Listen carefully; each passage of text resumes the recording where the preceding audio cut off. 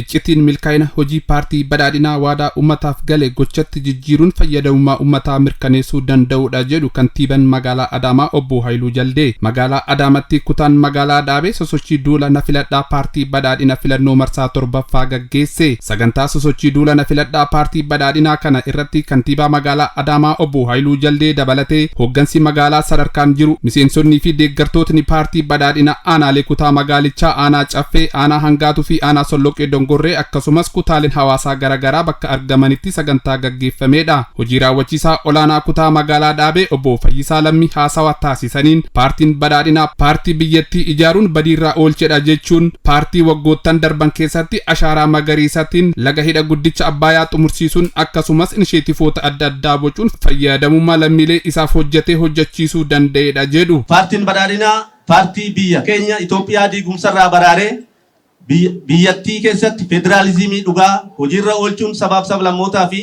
ummatoota Itoophiyaa gidduutti wadaroo obbolummaa diriirsuun tokkummaa itichaa jirudha. Waggoottan 5 dabre keessatti paartiin badhaadhinaa mootummaa hundeessuu irraa eegalee guutummaa biyya keenyaa keessatti jijjiirama addunyaan dinqisiifattu hedduu hojjetee jira. Fakkeenyaaf ashaaraa magariisaa dhaabuun misooma gabataa biyyaaf hidha laga Abbayyaa xumursiisuu fi gama dippiloomaasiitiin hojiileen abdii ummatatti horan hojjetamuun danda'ee jira. Hojiileen misooma fi nageenyi kutaa magaalichaa akka itti fufu jiraattonni kutaa magaalichaa hirmaannaa kallattii hundaan taasisuun injifannoowwan gonfanne immoo tikfachaa paartii badhaadhinaa haa filannu jedhan. Uummanni kutaa magaalaa keenyaa caasaa nageenyaa keenya humnaa fi qabeenya isaa tumsuun nageenyi akka mirkanaa'uuf gahee isaa bahuu danda'ee jira. Paartiin keenya paartiin badhaadhinaa filannoo biyyaalessaa Marsaa 7ffaa kana dimokiraatawaa hirmaachisaa haqa qabeessaa fi nagaa qabeessa gochuuf hojii xiyyeeffannoon hojjetu cinaatti paartichi dorgomaa cimaa ta'ee sagalee olaanaan filannicha injifachuuf manifeestoo fedhii fi faayidaa ummataa bu'uureeffate bocee miseensota isaa fi deeggartoota isaa sochoosaa jira. Kanaafuu injifannoowwan hooggansa paartichaan hanga har'aatti gonfanne kunuunfachaa injifannoo caaluuf paartii badhaadhinaa yaa filannu. Kantiibaan magaalaa Adaamaa obbo Haayiluu Jaldee sagantaa Sosochii Duula Nafiladhaa kutaa magaalaa Daabeetti gaggeeffame irratti argamuun ergaa dabarsaniin paartiin badhaadhinaa waggoottan darban keessatti paartii waadaa gale gochatti jijjiiruun fayyadamummaa ummataa itti milkeessedha jedhu. Kallattii fi ergama paartichaa fudhachuun akka magaalaa Adaamaatti hojii hojjanneen hojii hojjanneen milkoofne jirra jechuun nageenya fi misooma magaalaa Adaamaattiif warreen gumaacha olaanaa taasisaniif galata qaban ibsan. Paartiin badhaadhinaa waggoota 5 darban waadaa galee ture. Akka magaalaa Adaamattis filannoo immoo gaggeessinu Adaamaa garamirraa garamitti geessu akka qabnu ummata keenya fuulduratti baanee waadaa galee ture. Waadaawwan gurguddoon galle inni hangafaa Adaamaa nagaa goone magaalli Adaamaa giddugala waan hundaa akka taatu milkeessinaa jennee turre. Isas walta'iinsa ummata keenya fi caasaa nageenyaa sadarkaan jiruun jiraataa magaalaa Adaamaa fi waliigala dargaggoonni fi dubartoonni keenya abbootiin amantaa hundi waliin ta'uudhaan Adaamaan nagaa akka taatu. Adaamaan hunda ishiitiin balballi hundi manni hundi nagaa akka ta'u gochuudhaan guyyaa har'aa geenyee jirra. Deemsa kana keessatti nageenya magaalaa Adaamaatiif warri gahee keessan taphatan hundi maqaa koof maqaa bulchiinsa magaalaa Adaamaatiin guddaa galatoomaa ulfaadhaa isiniin jechuun barbaada.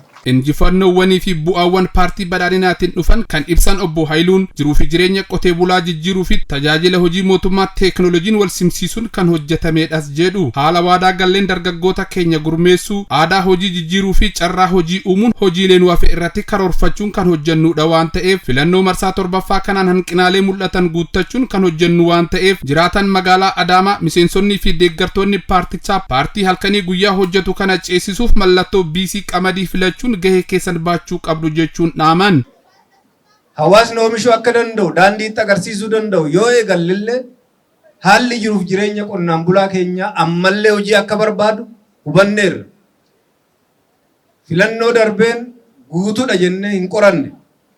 Yaaliidha malee ammallee rakkoon uummataa ammallee sirni oomisha keenyaa caalman hojii akka barbaadu haalli jiruuf jireenya uummata keenyaa xiyyeeffannoo akka barbaadu aadaan hojii jiraataa magaalaa fi dargaggeessa keenyaa hojii akka barbaadu kalaqaa fi ogummaan xiyyeeffannoo akka barbaadu barnoota guddaa arganneerra.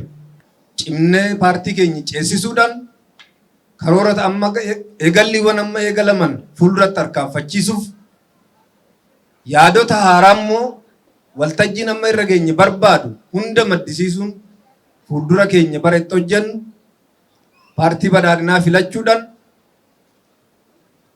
paartii badhaadhinaa filachuu jechuun nageenya filachuu guddummaa Itoophiyaaf walqixxummaa filachuu akka ta'e beeknee deeggartoonni fi miseensonni paartii keenyaa akkuma kanaan duraa cimnee hojjechuun tokkoffaa nagaa filannoo keenyaa akka eegnu tasgabbii filannoo keenyaa akka eegnu sagalee immoo badhaadhina filachuudhaan mootummaa keessan ijaarrattanii misooma eegalame caalman akka itti fufnu akka taasiftan carraa kanaan waamicha isinii dabarsuun barbaada. Miseensonnii fi deeggartoonni paartii badhaadhina kutaa magaalaa Daabee sosochii kana irratti argaman gama isaaniin paartii hojjeteen hojjechiisuun fayyadamummaa keenya nuuf dhugoomse cinaa dhaabbachuun deeggarsa barbaachisu hundaan taasisna jechuun yaada kennan. Nus akka miseensatti fuuldura baanee uummata keenya karaatti galchuudhaan karaa qabsiisuudhaan filannoon keenya fuuldura keenya ifa ta'uu isaa ifatti itti himnee paartiin badhaadhinaa akka fuulduratti ce'u gochaa jirra jechuudha. Kagaariidha. Ollaa kennallee kakaafnee kaardii keenya gizeedhaan fudhannee qabatamaa waan lafarratti arginu misooma dalagamee arginu irratti hundooyinee mootummaa keenya filachuuf ceesisuuf qophiidha. Paartiin keenya badhaadhinaa filannoon keenya.